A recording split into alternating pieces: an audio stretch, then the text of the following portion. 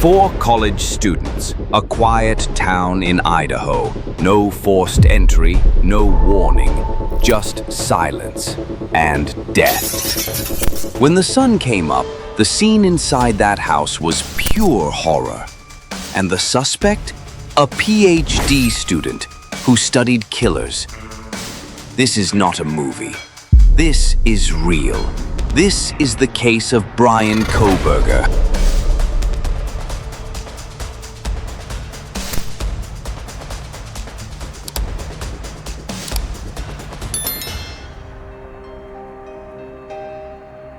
On the morning of November 13th, 2022, a 911 call shattered the calm of Moscow, Idaho.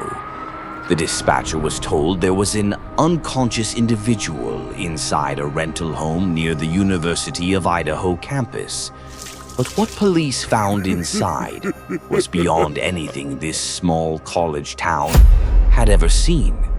4 students, Kaylee Goncalves, Madison Mogan, Zana Kernadel, and Ethan Chapin, had been stabbed to death in their beds.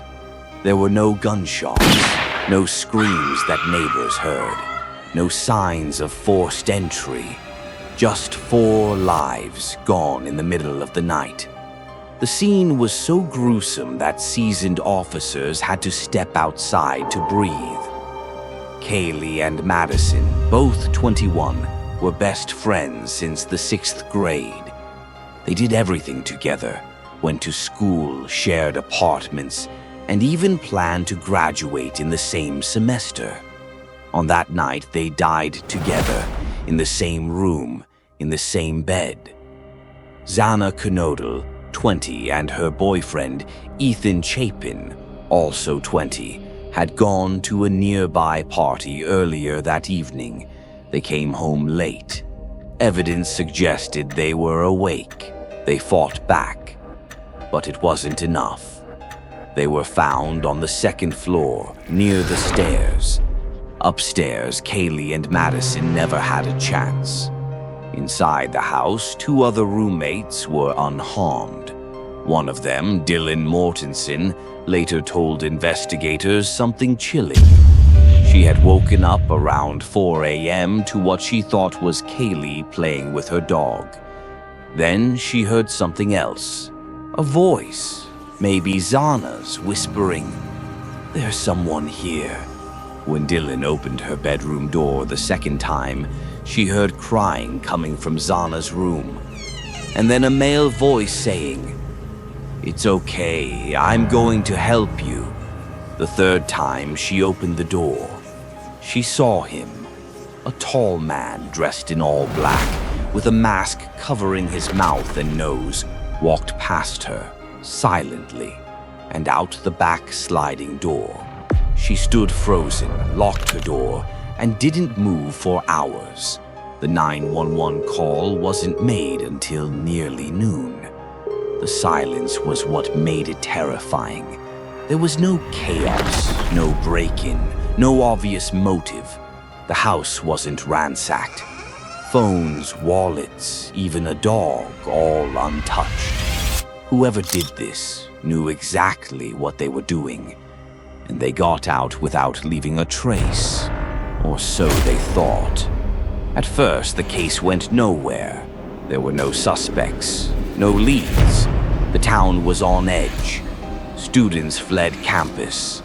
Parents pulled their kids from dorms. Then a breakthrough.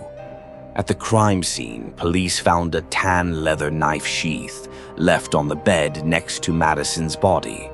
And on that sheath was DNA. It didn't match any of the victims. Meanwhile, across the state line in Pullman, Washington, just 15 minutes away, a PhD student in criminology was going about his daily life. Bryan Kohberger, 28 years old, had moved there just months earlier to start a doctoral program in criminal justice.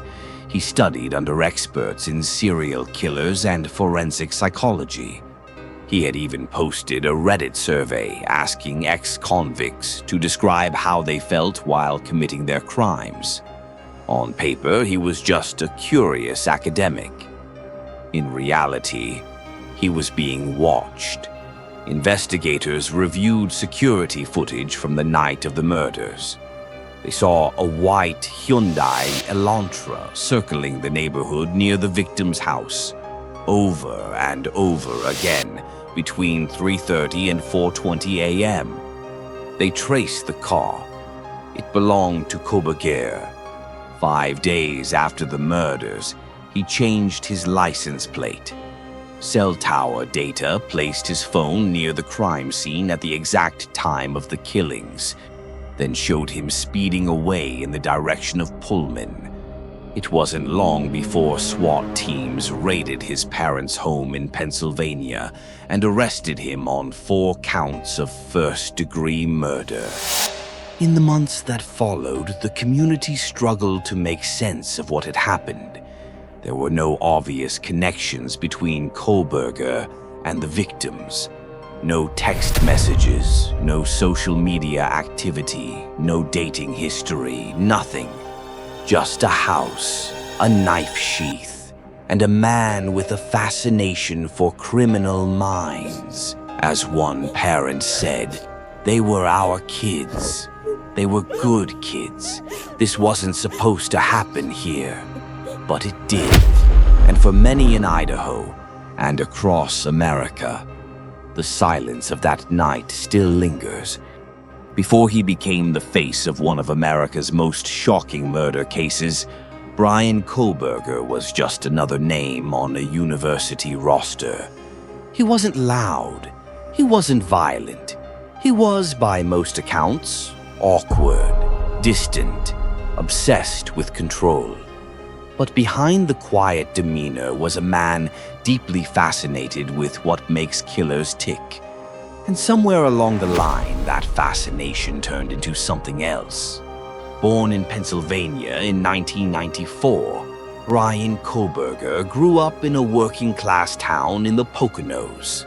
He was bullied in school for being overweight, withdrawn, and different. By high school, he had developed a sharp intelligence, but also a growing sense of alienation. He lost weight rapidly and began lifting weights obsessively. According to classmates, he became cold, intense, and sometimes cruel. But the real shift came in college. Kohberger studied psychology, then criminology at DeSales University, where he completed both his undergraduate and master's degrees.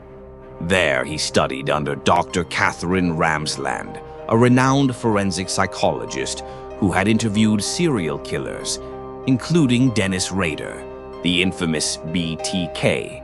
His thesis? Understanding how emotions and psychological traits influence decision-making when committing a crime. At some point, the lines blurred. On Reddit, he posted a chilling survey seeking volunteers with a criminal past. The questions were deeply specific. How did you leave the scene? What were you thinking and feeling during your crime? Did you plan before, during, or after? It didn't read like academic curiosity. It read like someone planning something. In August 2022, Kohberger moved across the country to begin a PhD program in criminal justice at Washington State University. His apartment in Pullman was just 15 minutes from the crime scene. He worked as a teaching assistant, led classroom discussions, and graded papers on law enforcement and ethics, while allegedly preparing for one of the most brutal acts of violence in Idaho history. But he didn't just study criminals. He wanted access to police systems. Just weeks before the murders, Kohberger applied for an internship at the Pullman Police Department. In his essay, he wrote about his passion for helping rural law enforcement agencies collect and analyze public safety data more efficiently. He didn't get the job, but the timing was unnerving. After his arrest, police searched his apartment and seized a disposable glove, a computer tower, dark red stains on a mattress, a stained pillow, human hairs, a strand of animal hair, possibly from the dog belonging to victim Kaylee Goncalves. They also found receipts, trash bags, and items that had been recently cleaned or wiped, as if someone was trying to erase something. Still, no murder weapon was ever found. Kohberger's digital footprint only made things worse. Cell phone records placed him near the victim's house at least 12 times in the weeks leading up to the murders. He wasn't just passing by, he was watching. He circled the house multiple times in the early morning hours before the attack. He turned off his phone during the killings, and days later, he changed his license plate. Calculated, controlled, cold. For a man who spent years studying how crimes are solved, Kohberger still left traces behind, and yet he hasn't said a word. No confession, no explanation, no motive. Some believe he chose his victims at random. Others think he watched them, stalked them, maybe even entered the house before the night of the murders. There's no confirmed connection, no past arguments, only speculation and silence. The scariest part, there are thousands of criminology students across the country, but very few turn theory into violence. What made Bryan Kohberger cross the line? Was it anger, revenge, a desire to prove he could do it and get away with it? We may never know. He was smart, but something about him always felt off. Former classmate. In the end, this wasn't just a story about a killer. It was a story about a man who studied evil for years, until he allegedly became it. For over a year, the families waited. They sat in silence at court hearings. They listened to legal jargon and watched the man accused of killing their children enter the room. Calm, focused, without a hint of remorse. They believed they would one day get justice. That justice was supposed to be a trial. Bryan Kohberger was indicted on 4 counts of first-degree murder and 1 count of burglary. Prosecutors sought the death penalty, citing 5 aggravating factors, including the cruelty of the crime and its impact on the community. His trial was originally scheduled for October 2023, then postponed to the summer of 2024 after Kohberger waived his right to a speedy trial. Legal teams prepared, jury selection loomed, witnesses were called, but then a twist. Just weeks before the trial, Kohberger agreed to a plea deal. He would plead guilty to all charges in exchange for life, without the possibility of parole. No jury, no trial, no cross-examinations, no chance for families to ask, why? Instead, the sentence was simple: 4 consecutive life terms and 10 years for burglary. He would never walk free again, and he waived his right to appeal. To some, it was justice. No chance of acquittal, no loopholes, no drawn-out appeals. Just life, every single day, behind bars. But to the victims' families, it was something else. Kaylee Goncalves' family wrote on Facebook, "It's true. We are beyond furious at the state of Idaho. They have failed us. Please give us some time. This was very unexpected. They had prepared for a trial, not a quiet exit. To them, the plea deal felt like closure without truth, a sentence without a story, punishment without answers. The legal system calls it resolution, but the public called it something else, unfinished. Why would a man who never confessed suddenly plead guilty?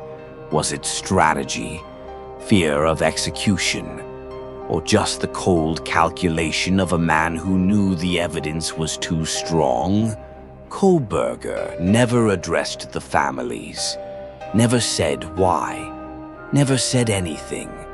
In court, he sat still as the charges were read.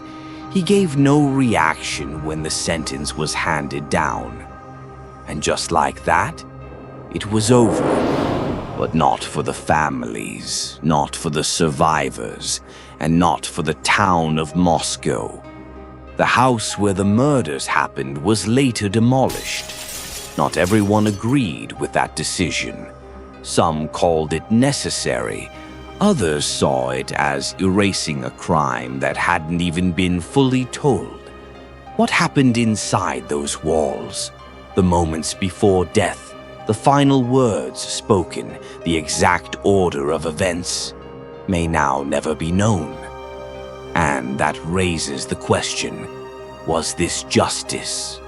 A man who studied killers now spends every day locked in a cell. He'll never see sunlight without bars. He'll never speak freely again. But he also never had to explain himself, never had to face cross-examination, never had to look a grieving parent in the eye. Justice isn't always a verdict. Sometimes it's just a sentence on paper. And justice, in this case, feels like something that slipped through everyone's fingers. One of Kaylee's friends said it best. He's locked away, but we're still out here with questions.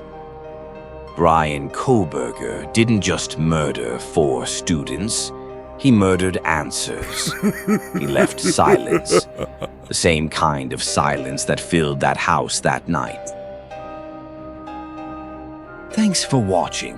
If you enjoyed this video, don't forget to like and subscribe. I look forward to seeing you in the next one.